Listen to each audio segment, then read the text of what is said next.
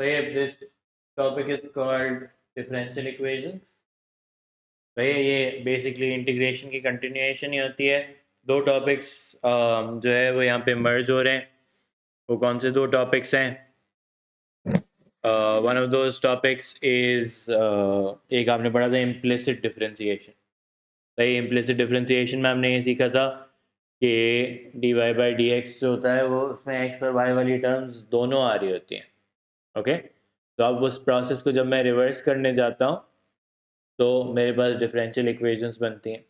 सही है, हमें याद है कि हम जब डिफरेंशिएट कर रहे थे तो हम y को भी डिफरेंशिएट कर रहे थे और हम x को भी डिफरेंशिएट कर रहे थे। सही है, तो अभी भी यही होगा कि अब हम y को भी इंटीग्रेट करेंगे और x को भी इंटीग्रेट करेंगे। सही है, अब ये बात इंटीग्रेशन बाय सब्स्टिट्यूशन वाले चैप्टर में सामने आई थी कि जब किसी चीज़ को इंटीग्रेट कर रहे हो तो उसके सामने dx या du या जो भी dt है वो लिखा होना ज़रूरी है। यानी अगर आपने x की टर्म्स को इंटीग्रेट करना है तो उसके आगे dx लिखा होना चाहिए, और y वाली टर्म्स को इंटीग्रेट करना है तो उसके आगे dy लिखा होना चाहिए। इसलिए डिफरेंशियल इक्वेशंस का जो है वो फर्स्ट स्टेप हमेशा क्या होता है? It's called separation of variables. ये अक्सर आपको मार्किंग स्कीम में भी लिखा हुआ नज़र आएगा। सही है, सेपरेशन ऑफ वेरिएबल्स आपसे क्या कहता है कि आप इस तरह सेपरेट करेंगे एक साइड पे एक वेरिएबल की टर्म्स जो है वो आ जाएं और उसके सामने dy लिखा हुआ हो या dx लिखा हुआ हो, जो भी केस हो उसका। सही है, तो यहाँ पे मैं क्या करूँगा, मैं y को इधर ले आऊँगा ताकि उसके सामने मुझे dy नज़र आए और dx को क्रॉस मल्टीप्लाई कर दूंगा ताकि 2x के सामने मुझे dx नज़र आए। अब dy और dx आपस में सेपरेट हो गए। सही है, ये क्यों किया मैंने? क्योंकि इस तरह इम्प्लिसिट डिफरेंशिएशन में दोनों साइड्स पे डिफरेंशिएट करते थे, इस केस में दोनों साइड्स पे इंटीग्रेट करेंगे। अब 1/y की क्या इंटीग्रेशन होनी चाहिए? सही है, ln y बन जाएगा। ओके, और 2x की क्या बन जाएगी? 2x square over 2 plus c। सही, this is what differential equations is about. Integration की ही कंटिन्यूएशन होती है टेक्निकली, उसमें कोई और डिफरेंस नहीं है, सिर्फ पहला स्टेप डिफरेंट है जिसमें मैं जो है वो सेपरेशन ऑफ वेरिएबल्स कर रहा हूँ। ओके, यहाँ तक क्लियर है? अब कुछ और मेरे पास यहाँ पे एग्जांपल्स हैं, हम एक एक करके डिफरेंस पहले सेपरेशन ऑफ वेरिएबल्स करते हैं और उसके बाद उनको इंटीग्रेट करके भी देखेंगे। सही, यहाँ पे आ जाएगा 1/y dy। अब y को इधर मूव कर दिया तो याद रखेंगे यहाँ पे 1 रह जाएगा, ये बन जाएगा 1 dx। सही है, मल्टीप्लिकेशन डिवीजन में अगर शिफ्ट करते हैं तो 0 नहीं आता, 1 आ जाता है। दोनों साइड पे इंटीग्रेट हुआ, फिर से ln y equals to x और एक जगह प्लस सी। अच्छा, ये प्लस सी के बारे में मैं बताना भूल गया कि भाई किसी एक साइड पे आप कांस्टेंट जनरेट कर देते हैं, उसका लॉजिक क्या होता है कि हम अज्यूम कर रहे होते हैं कि डिफरेंशिएशन करते हुए कोई एक कांस्टेंट होगा जो गायब हो गया है। सही है, उस कांस्टेंट को रिक्रिएट करने के लिए किसी एक साइड पे कांस्टेंट, दोनों साइड पे कांस्टेंट नहीं आता। इंटीग्रेशन का ये मतलब नहीं होता कि हर जगह जो है वो इंटीग्रेशन के बाद कांस्टेंट लगाते रहें। सही है, आप खुद ही सोचें कि अगर आपके पास कोई नॉर्मल इक्वेशन होती है और अगर दोनों साइड पे एक एक नंबर लिखा हुआ है, एक जगह +5 लिखा हुआ है, दूसरी जगह 9 लिखा हुआ है, तो आप 9 - 5 कर चुके होंगे।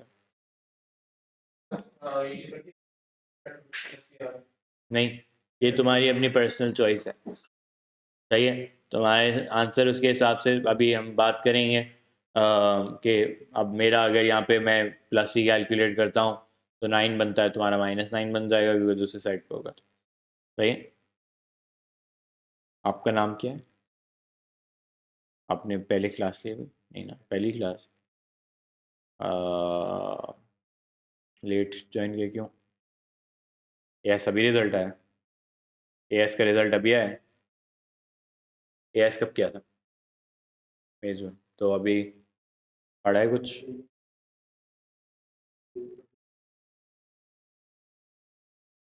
आप यहाँ मेरे पास से? अच्छा, चलो फिर क्लास के बाद मुझसे मिल के जाना। सही है।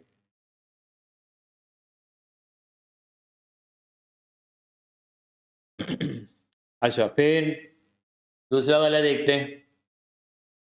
इधर 1/y को भी लेकर आना पड़ेगा और 1/x इधर रहेगा। सही है।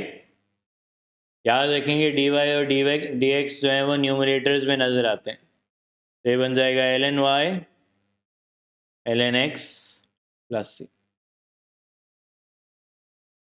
सही है। इसमें बताओ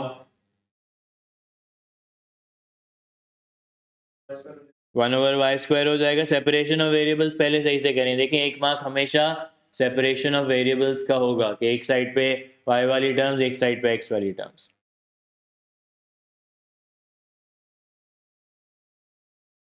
ओके।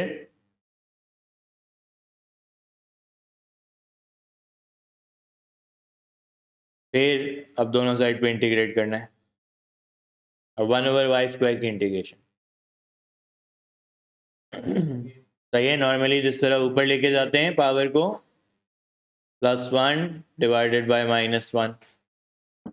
सही है। हाँ, वो मैं सिंप्लीफाई करता हूँ। What about -1/cos² dx? सही है। 1/cos² जो होता है वो sec स्क्वायर होता है। तो पहले मैंने इसको ऐसे ऐसे लिख लिया। अब मैं याद करता हूँ कि मैंने sec स्क्वायर की इंटीग्रेशन क्या पढ़ी थी। मैंने sec स्क्वायर की इंटीग्रेशन पढ़ी थी tan x। सही है। माइनस अपनी जगह पे लगा रहने दिया है क्योंकि मुझे माइनस मैंने ब्रैकेट वो इंटीग्रेशन से बाहर निकाल लिया था। ओके, -1/y बन गया। सही है। यहाँ तक क्लियर है। All these that I solve for you, अभी हम इनको कहते हैं these are called general solutions to differential equations. General solution का मतलब क्या होता है कि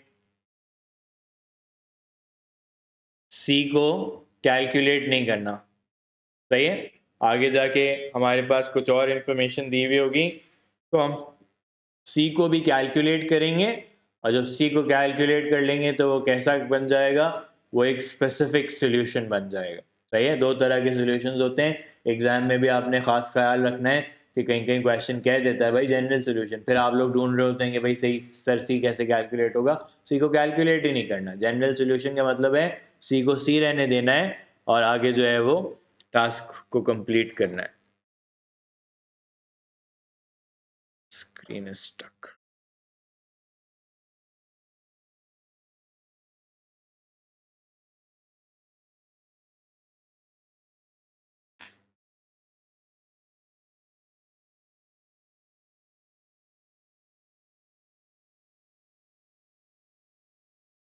सही है। these are called general solutions to differential equations. Okay, चलिए अभी एक देखते हैं एग्जाम्पल 4। आपने मुझे बताना है पहले मैं क्या करूं, सेपरेशन ऑफ वेरिएबल्स कैसे करूं और फिर क्या करूं।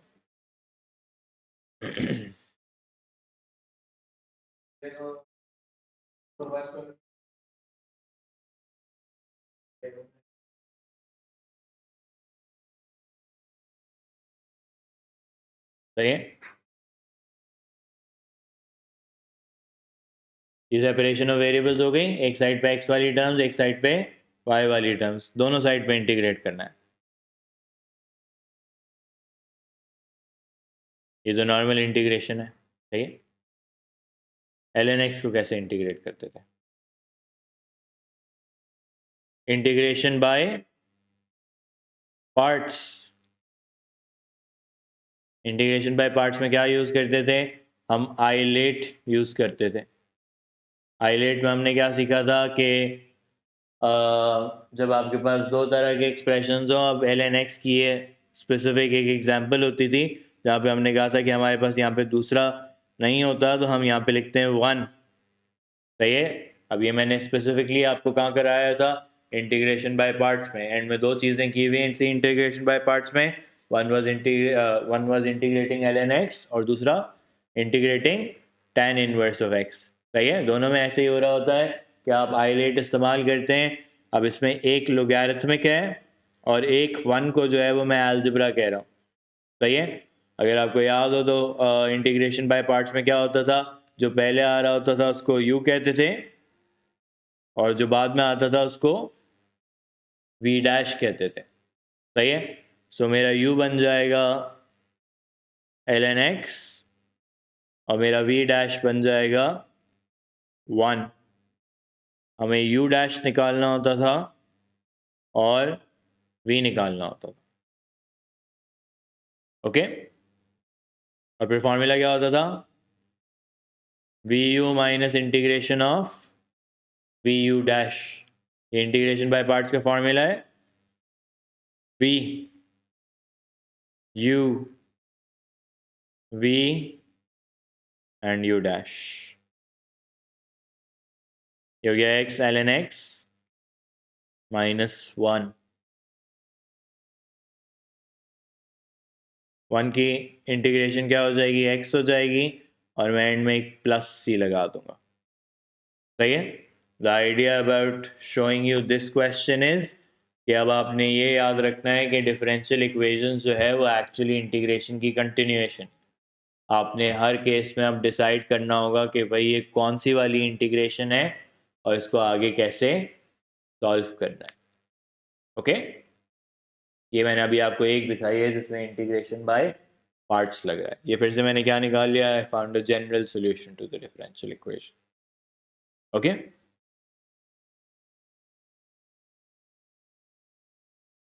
अब पहले मुझे बताएं कि इस क्वेश्चन को पढ़ के डिफरेंस क्या नजर आ रहा है।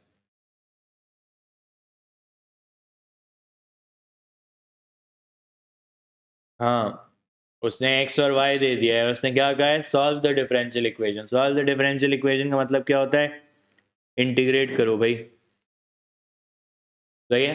And obtain N expression for y in terms of x, यानी अब जो आंसर आएगा, पहले मैं किसी भी आंसर में कोई और मैनिपुलेशन नहीं कर रहा था, अब फॉर एग्जांपल ये वाला आंसर आया तो अब मुझे y को सब्जेक्ट बना के दिखाना पड़ेगा। सही है। पहले मैं ये जल्दी से आपको ये इंटीग्रेशन करके दिखाता हूँ। This is a simple integration, this is not difficult. क्या हो जाएगा, y वाली टर्म इधर आ जाएगी 2y dy और 1 plus x D x. Simple बात।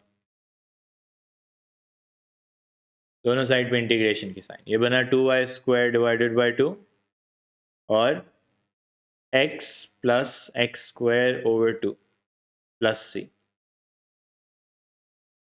अब मैं क्या करूंगा, मैं c की वैल्यू निकालने की कोशिश करूंगा। c की वैल्यू कैसे आएगी, 3 स्क्वायर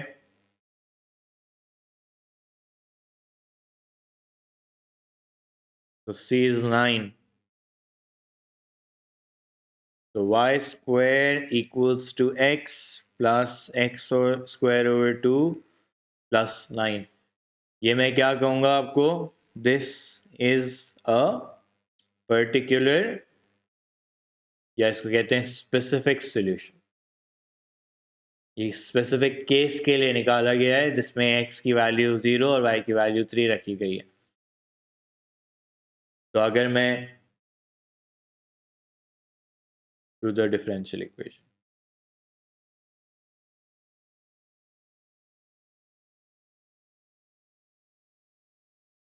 ओके।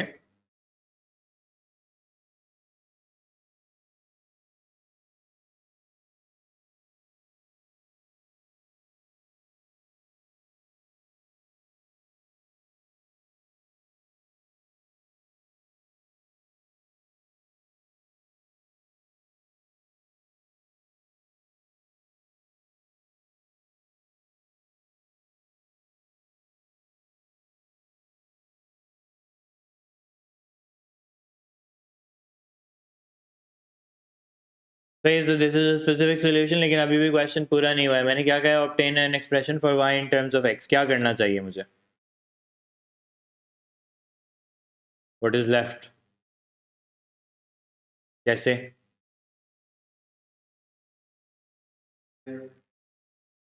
तो स्क्वायर रूट कर दो ना, एलसीएम क्यों लेना है।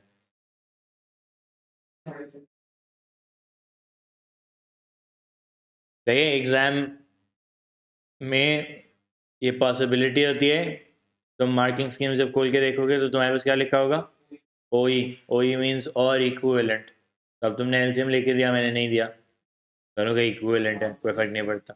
सही है, तो दोनों के आंसर करेक्ट होंगे। सही,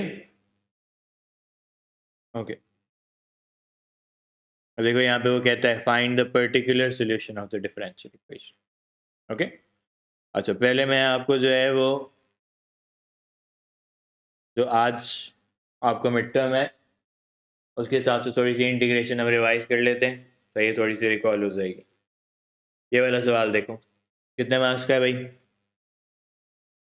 9, एक साथ 9 मार्क्स का सवाल। सही, विच मीन्स दैट, ये मैंने बात पहले भी कही है कि डिफरेंशिएशन, इंटीग्रेशन और ट्रिग्नोमेट्री पे आपका ग्रेड जो है वो बेस्ड होता है। सही है, इसलिए मैंने अभी 3 टॉपिक्स ही रखे थे मिड टर्म में कि भाई क्वेश्चन का नंबर वो देख लें, 9 मार्क्स का एक साथ एक क्वेश्चन है। सही है, कुछ इंटीग्रेशन वो यहाँ पे पूछेगा, कुछ इंटीग्रेशन दूसरे सवाल में पूछ लेगा, कुछ तीसरे सवाल में पूछ लेगा, तो हर तरह की इंटीग्रेशन जो है वो पूछेगा ज़रूर वो आपसे।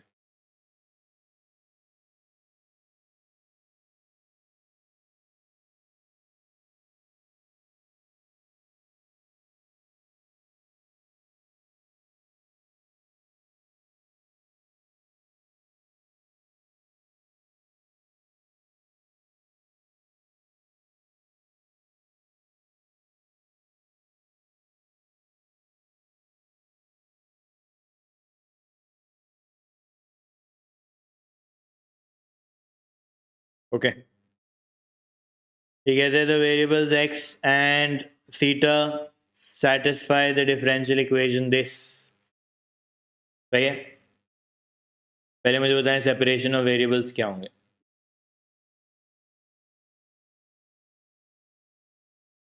1/x+2 और उसके आगे dx साइन स्क्वायर 2 थीटा और उसके आगे डी थीटा। ये ज़रूरी है कि भाई ये dx और डी थीटा जो है वो न्यूमरेटर में नज़र आने चाहिए। सही है, अब इंटीग्रेट करते हैं दोनों साइड पर। क्या सीखिए 1/x+2 की इंटीग्रेशन, ln x+2 और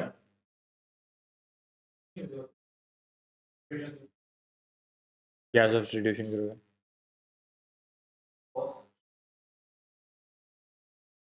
कॉस्ट तो इधर है ही नहीं, मैंने कहा था सब्स्टिट्यूशन अली तब इस्तेमाल करना जब तुम्हारे पास किसी एक चीज़ की डिफ्रेंसिएशन भी उसी के साइड पे या डिनोमिनेटर में नज़र आ रही हो, के अलावा नहीं करना वरना वो कंफ्यूजिंग हो जाएगा। डबल एंगल से होगा, सही है। अब डबल एंगल से कैसे होगा अली, पहले हम डबल एंगल ज़रा सा रिवाइज कर लेते हैं। हमने cos 2 थीटा की आइडेंटिटी पढ़ी थी 2 cos स्क्वायर थीटा -1, या फिर पढ़ी थी 1 माइनस 2 साइन स्क्वायर 2 थीटा और 2 साइन स्क्वायर थीटा। सही है, ये पढ़ी थी दोनों। और हमने कहा था कि ये आइडेंटिटीज़ कैसे इस्तेमाल की जाती हैं, ये आइडेंटिटीज़ इंटीग्रेशन के लिए ऐसे इस्तेमाल की जाती हैं कि आप cos स्क्वायर थीटा को अगर सब्जेक्ट बना लें तो ये बन जाता है cos 2 theta plus 1 divided by 2। ये इस तरह इस्तेमाल होती है। सही है, लेकिन मैंने ये भी सिखाया था कि ये आइडेंटिटीज़ जो हैं वो मल्टीपल्स में ऑपरेट करती हैं।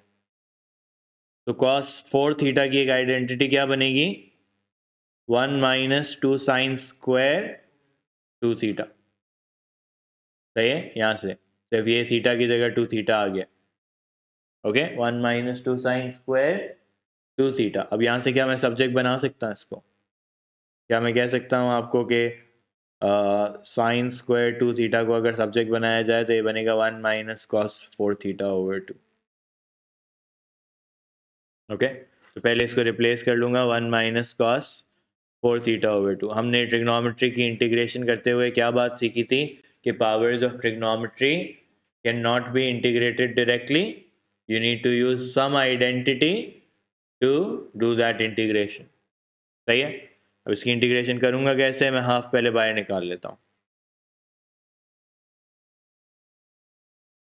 1 माइनस कॉस 4 थीटा, फिर 1 की इंटीग्रेशन क्या बनेगी, थीटा, और कॉस 4 थीटा की साइन 4 थीटा डिवाइडेड बाय 4।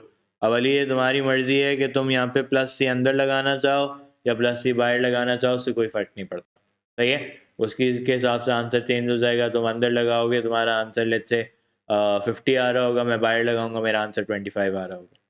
सही है, so it's my choice right now. What I am going to do is I am going to put it outside. सही है,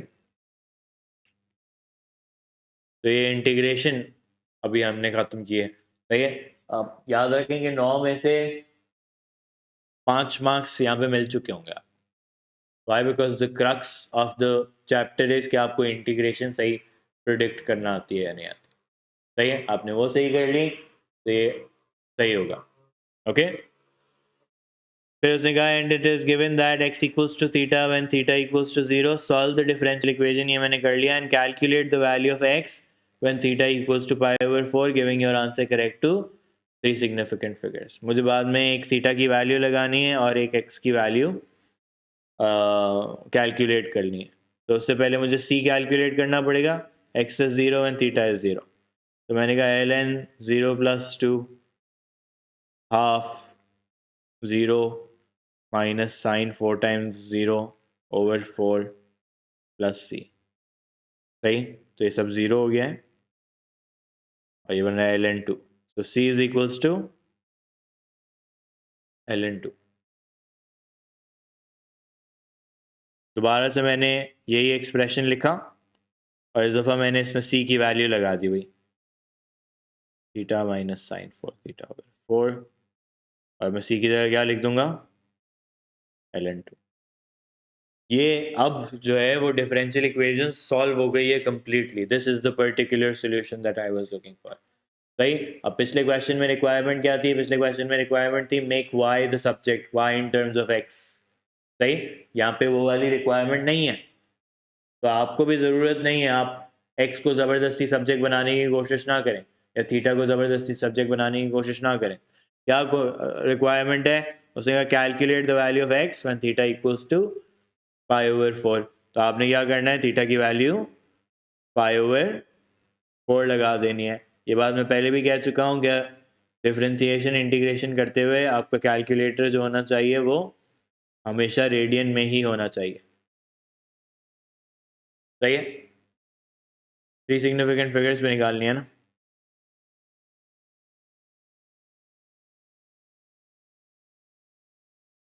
π/8 प्लस ln 2, नंबर बता दो।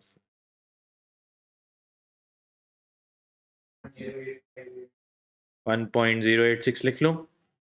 सही है, फिर ln को रिवर्स कैसे करते थे, ई लगा के। सही है, ln दूसरी साइड पे जाके ई बन जाता था और x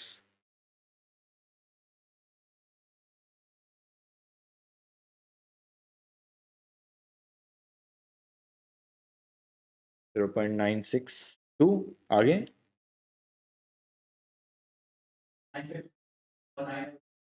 962। सही है, ये आ गया 3 सिग्निफिकेंट फिगर्स। सही है, this is a complete 9 marks solution. तो देखिए सारी अंडरस्टैंडिंग जो है वो इंटीग्रेशन की है, there is no difference there. सिर्फ क्या कर रहा हूँ मैं, अब सी की वैल्यू कैलकुलेट करा रहा हूँ, कहीं मैं जो है वो सेपरेशन ऑफ वेरिएबल्स मैंने मुश्किल रखी हुई है एंड सो ऑन। ओके,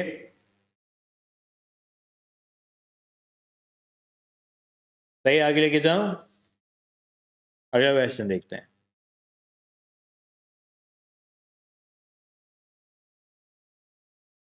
चलिए ये बताएं,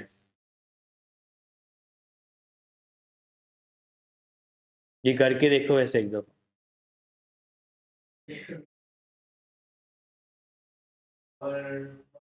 हाफ है और 1/3 एक्स, करके देखो कौन सी इंटीग्रेशन लगती है मुझे बताना।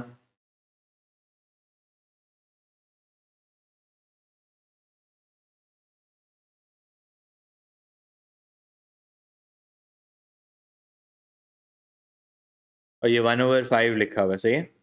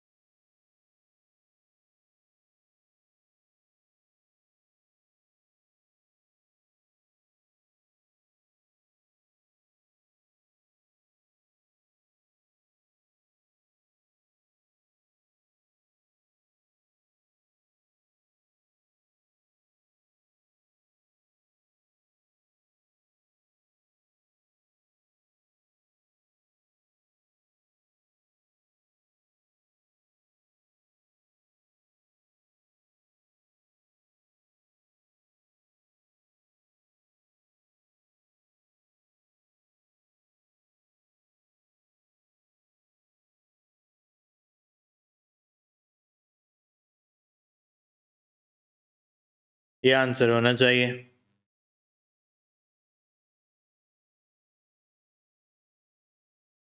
एक साइड पे इंटीग्रेशन बाय पार्ट्स लगी है और एक साइड पे नॉर्मल इंटीग्रेशन सिंपल सी लगी है।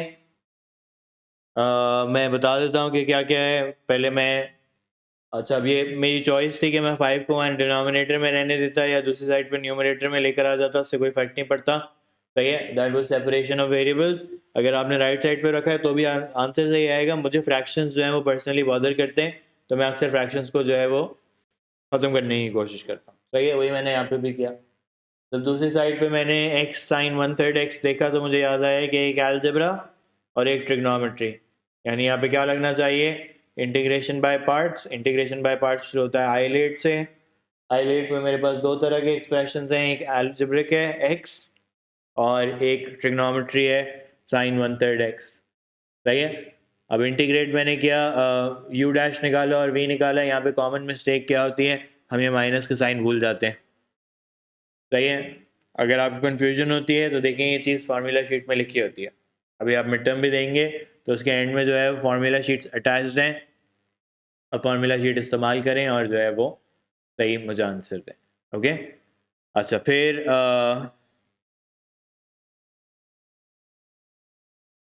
मैंने ये इंटीग्रेशन कर ली, फार्मूला लगाया v u minus integration of v u dash. आगे आपके सामने सारी वर्किंग हुई हुई है। फिर से मैंने इस -3 को क्या किया, अगले स्टेप में मैं बाहर ले आया हूँ। कोफिशिएंट्स को हम बाहर निकाल सकते हैं, सो cos 1/3 x रह जाएगा यहाँ पे।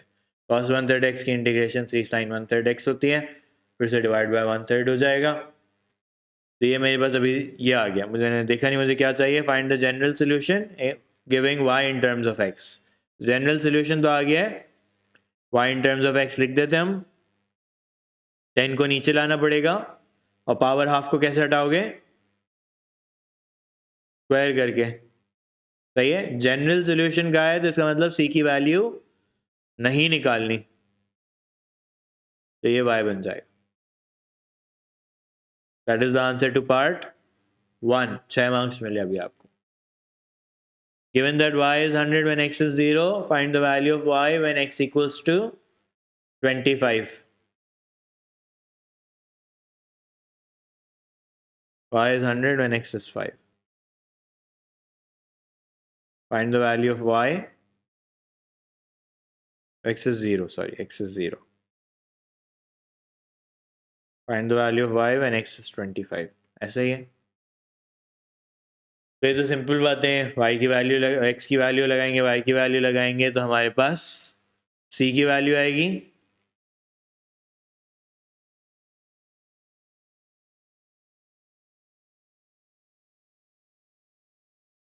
सही है। अब किसी ने अगर c जो है वो कहीं और लगाया हुआ है, लेफ्ट साइड पे लगाया हुआ है, कहीं और लगाया हुआ है, तो c की वैल्यू उसी के हिसाब से चेंज होती जाएगी। It will not impact the final answer that I get. C is 100 basically, I think. Okay. तो दोबारा से लिख लूँगा फिर। इस बार y निकालना है और x की वैल्यू क्या लगानी है, x की वैल्यू लगानी है 25। फिर से कैलकुलेटर किस मोड में होगा, रेडियन मोड में होगा भाई। कैलकुलेटर कभी भी जो है वो डिग्रीज मोड में नहीं हो सकता।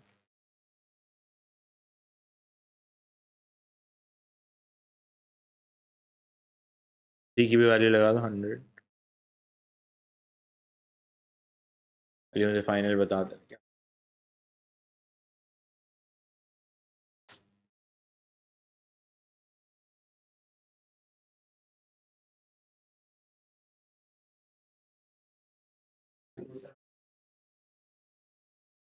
टू जीरो थ्री पॉइंट, तो 203 राइट। कोई क्या मांगा है, कोई 3 सिग्निफिकेंट फिगर्स देंगे अगर कुछ स्पेसिफाई नहीं हुआ तो। ओके, तो डिफरेंशियल इक्वेशंस के सवाल ऐसे होते। सही है, अब मैं आपको एक और सवाल करा रहा हूँ ताकि एक तरह की इंटीग्रेशन अगले पार्ट में भी रिवाइज हो जाएगी। सही है, फिर हम क्लास को वहीं पे रोकेंगे। दो और सवाल हैं डिफरेंशियल इक्वेशंस के, वो नेक्स्ट क्लास में होंगे। फिर डिफरेंशियल इक्वेशंस पार्ट 1 ये था, पार्ट 2 अभी बाकी है। सही है, पार्ट 2 भी नेक्स्ट क्लास में होगा। लेकिन फिर से मार्क्स देखें। कितने सारे मार्क्स एक साथ? Solve the differential equation finding the value of k and obtaining an expression for x in terms of t. Solve करने को बोला है तो मतलब इंटीग्रेट करना है हमें। सही है। पहला काम हमारा क्या है अली? Separation of variables. क्या करना चाहिए? 2x² को वहां पे भेज दूं, और k माइनस एक्स क्यूब को, अगर वो x वाली टर्म है तो उसको भी यहाँ पे ही नीचे आना चाहिए भाई। x वाली टर्म राइट साइड पे नहीं रह सकती। ओके, और यहाँ पे आ जाएगा 1/t और dt। आपने ये सही किया तो 1 मार्क मिला। सेपरेशन ऑफ वेरिएबल्स का 1 मार्क है। और ऑनेस्टली अगर ये सही नहीं हुआ तो आगे कुछ भी सही नहीं होगा, जाहिर सी बात। सही है, इंटीग्रेट सही होगा ही नहीं, चाहे आप पे जो भी कर लें। इसीलिए P3 का पेपर इस लिहाज से मुश्किल होता है। पहला स्टेप बड़ा इंपॉर्टेंट होता है कि आप सही जज करेंगे कौन सी इंटीग्रेशन करनी है। सही है, आप बताएं कौन सी इंटीग्रेशन करनी है। रिकग्निशन हो रही है। सही है, अली इज टेलिंग अस कि सर ये इंटीग्रेशन बाय रिकग्निशन है। रिकग्निशन हमसे क्या कहती थी कि अगर डिनोमिनेटर का डिफरेंशियल जो है वो आपको न्यूमरेटर में नज़र आ रहा हो। अभी डिनोमिनेटर का डिफरेंशियल क्या बन रहा है? के का तो 0 हो जाएगा, माइनस एक्स क्यूब का बन रहा है -3x²। हमें -3x² नहीं नज़र आ रहा, हमें तो 2x² नज़र आ रहा है। लेकिन हमें पता है कि कोफिशेंट्स हम आपस में मैनिपुलेट कर सकते हैं। सही है, तो उससे इंटीग्रेशन बाय रिकग्निशन हो जाएगी। वो कैसे होती है वो अभी हम करके देख लेते हैं। पहले मैंने कहा कि इस 2 को बाहर निकाल दो। सही है, कोफिशेंट बाहर निकल सकते हैं। अब डिनोमिनेटर की डिफरेंशिएशन क्या बन रही है? -3x²। तो मुझे न्यूमिनेटर में क्या चाहिए होगा? -3। और बैलेंस करने के लिए मैं क्या करूंगा? यहाँ पे एक और -3। तो न्यूमिनेटर डिनोमिनेटर दोनों में मैंने -3 लगाया ताकि बैलेंस हो। इस तरह क्यों लिखा है? ताकि अब मैं रिकग्नाइज कर सकूं। क्या रिकग्नाइज कर रहा हूं मैं? कि डिनोमिनेटर की डिफरेंशिएशन जो है वो न्यूमिनेटर में मौजूद है। सही है, अगर ये है मौजूद तो हम क्या कर सकते हैं? हम कह सकते हैं कि this is integration by recognition. This is going to become -2/3 ln k minus x cube, ln of the denominator. सही है, जब रिकग्नाइज हो जाता है तो इंटीग्रेशन का रूल क्या होता है? ln of the denominator. दूसरी साइड पे क्या बन रहा है? ln t। सही है, यहाँ तक तो वही था, सिर्फ डिफरेंस क्या था कि इंटीग्रेशन दूसरी तरह की आ गई। अब हर क्वेश्चन में यहाँ पे चैलेंज ये आपके लिए ही है, खुद डिटर्मिन करना है कि कौन सी इंटीग्रेशन है भाई। एक क्वेश्चन, वैसे तो हमने इंटीग्रेशन के जो क्वेश्चन देखे उसमें तो अलग अलग पॉइंटेड आउट होता था। सब्स्टिट्यूशन है तो सब्स्टिट्यूशन लिखा होता था, पार्शियल फ्रैक्शन से सवाल है तो पहला पार्ट पार्शियल फ्रैक्शन होता था। सही है, इन दिस केस नहीं है, आपने खुद डिसाइड करना है। That is the challenge. फिर क्या है? Solve the differential equation. Solve तो मैंने कर ली। Finding the value of k and obtaining an expression for x in terms of T, यानी के और सी दोनों की वैल्यूज निकालनी पड़ेंगी। सही है, और ये सब करना जरूरी है क्योंकि मुझे आपको पार्ट 2 सिखाना है। बताएं के और सी की वैल्यूज के लिए क्या करूं? पहले वैल्यूज लगा दूं। T is 1 when x is 1, तो T is 1 when x is 1।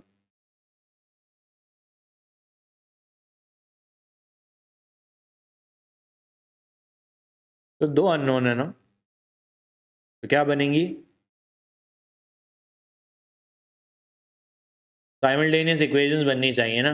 दो अननोन ढूंढने हैं तो साइमल्टेनियस बनाना ही पड़ेगा, और कोई तरीका नहीं है। ये तो एक इक्वेशन बन गई ना। सही है, see something in terms of के। दूसरी लगाते हैं, के -8 ln 4 प्लस सी। तो ये दूसरी इक्वेशन बन गई। सॉल्व कैसे करूं? सी को बना दे सब्जेक्ट, या सी को सब्सटीट्यूट कर दूं, यहाँ पे सब्सटीट्यूट कर दूं।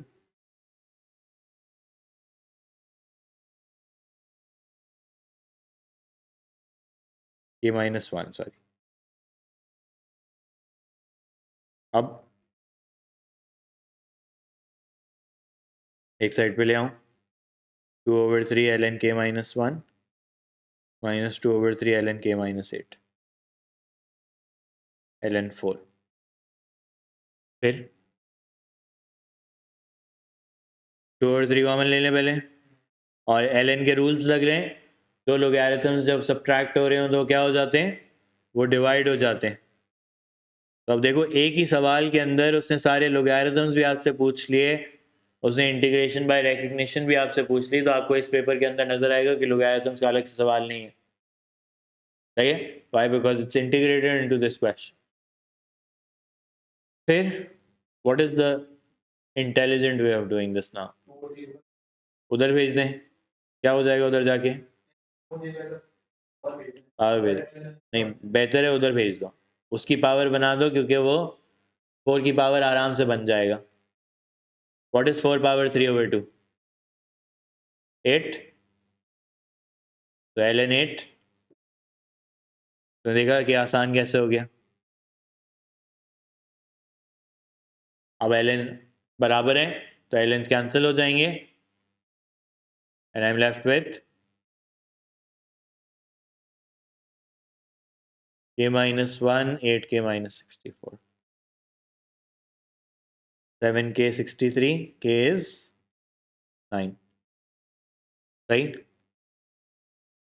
K is 9. What is C? C was minus 2/3 ln 9 minus 1 minus 2/3 ln 8 ln 8 power minus 2/3. What is 8 power minus 2/3? ln 1/4.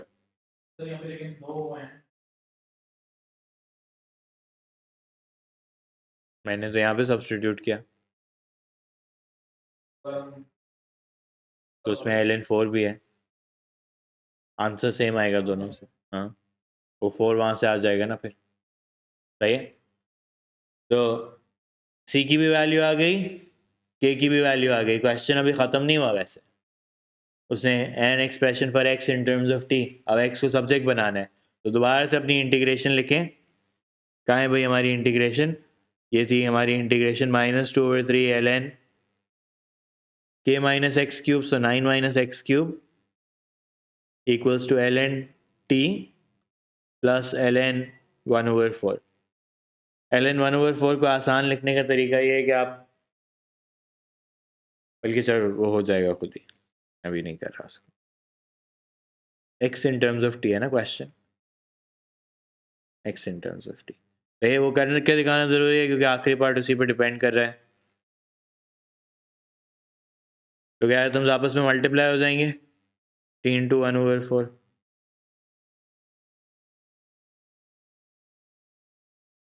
सही,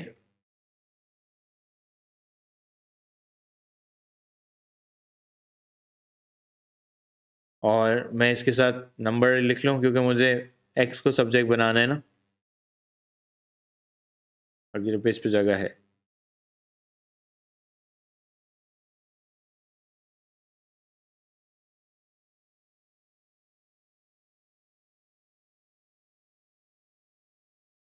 ln कैंसिल,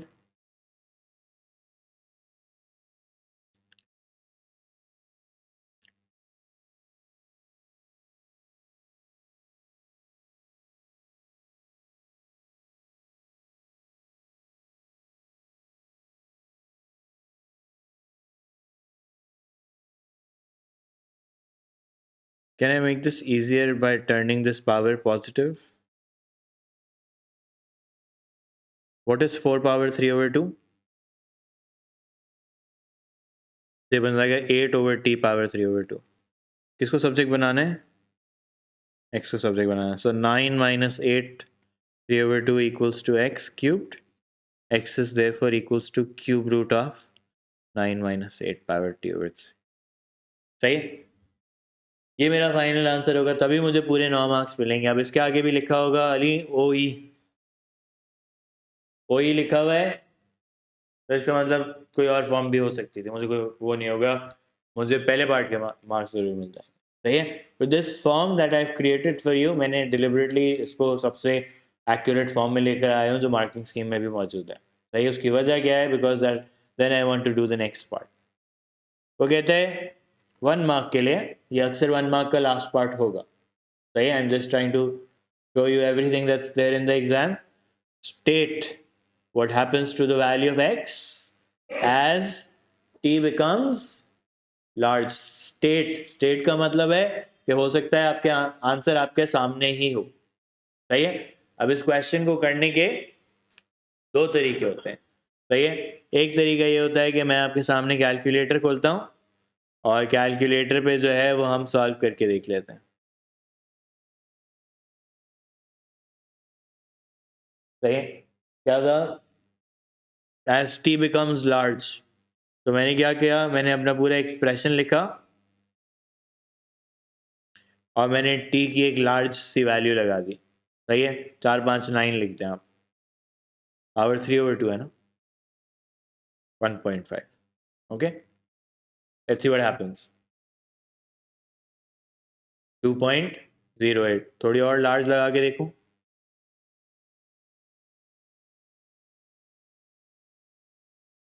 2.08 यानी सेम रह रही है वैल्यू। यानी हम कह सकते हैं कि as t grows large x approaches 2.08। भाई ये एक तरीका है आंसर देने का। अब मैं आपको इसका एक्चुअल जो एग्जामिनर एक्सपेक्ट आपसे करता है ना कि भाई आपने क्या थॉट प्रोसेस लगाया होगा, वो मैं आपको दिखा रहा हूँ। अब मुझे बताएं कि अगर ये टी जो है वो बड़ा होता जाए तो डिनोमिनेटर की वैल्यू बहुत बड़ी होती जाएगी। ऐसा ही होगा। Can I say that the value can become infinity? What is anything over infinity? What is anything over infinity? Anything over zero is infinity, so anything over infinity is zero. मैं आपसे simple सी बात ये कह रहा हूँ कि अगर numerator fixed है, आप डिनोमिनेटर को बड़ा करते जाएं तो अल्टीमेटली फ्रैक्शन की वैल्यू क्या होती जाती है? जीरो होती जाती है, क्योंकि 0.000 समथिंग आता जाएगा। सही है। मैं आपको यहाँ पे दिखा सकता हूँ कि अगर आप सिर्फ कैलकुलेटर पे जो है वो लिखें 8/99999 पावर 1.5, तो अप्रॉक्सीमेटली ज़ीरो आंसर आ रहा होगा आपके पास। सही है। ये अप्रॉक्सीमेटली ज़ीरो और बड़ा कर दें तो नज़र आएगा वैसे। सही है। बहुत सारे डेसिमल्स आ रहे हैं, और बड़ा करूँगा तो आपको नज़र आएगा कि अल्टीमेटली ज़ीरो बन जाता है। सही, it's still small but that's what is happening, it's approaching zero. तो मुझे बताओ कि अगर टी बड़ा होता गया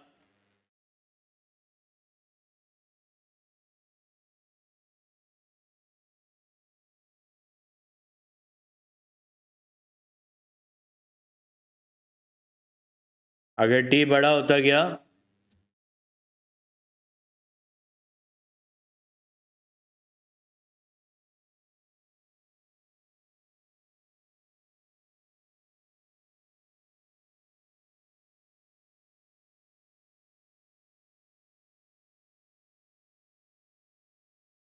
और 8 फिक्स्ड है तो ये 8/इंफिनिटी बन के 0 बन जाएगा। तो क्या रह जाएगा अंदर? 9 रह जाएगा। तो क्या मैं कह सकता हूं कि as x as t grows large x approaches cube root of 9। अब मैं आपको कैलकुलेटर पे क्यूब रूट ऑफ 9 करके दिखाता हूँ। ये देखें, ये वही आंसर है जो मैंने पहले निकाला था।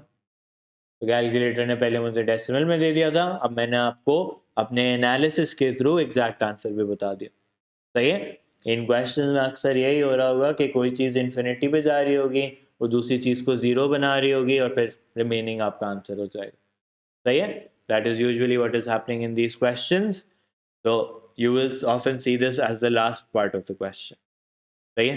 ये देखो, state what happens to the value of y if x becomes very large and positive, 1 mark का सवाल होता है, स्टेट करने को कह रहा होता है, स्टेट का मतलब आंसर मेरे सामने मौजूद है।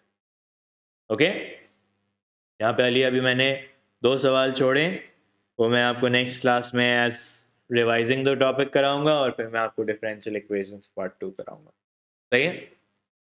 That is it for today. Welcome to Edge Learning, where we are changing dreams into success stories. Let's go. At Edge Learning, we offer courses to help you excel. Whether you're preparing for the SAT, aiming for IBA and LUMS, need O and A-level tuition, or IELTS coaching, we have the right program for you. Forget about boundaries. We offer learning anywhere, anytime.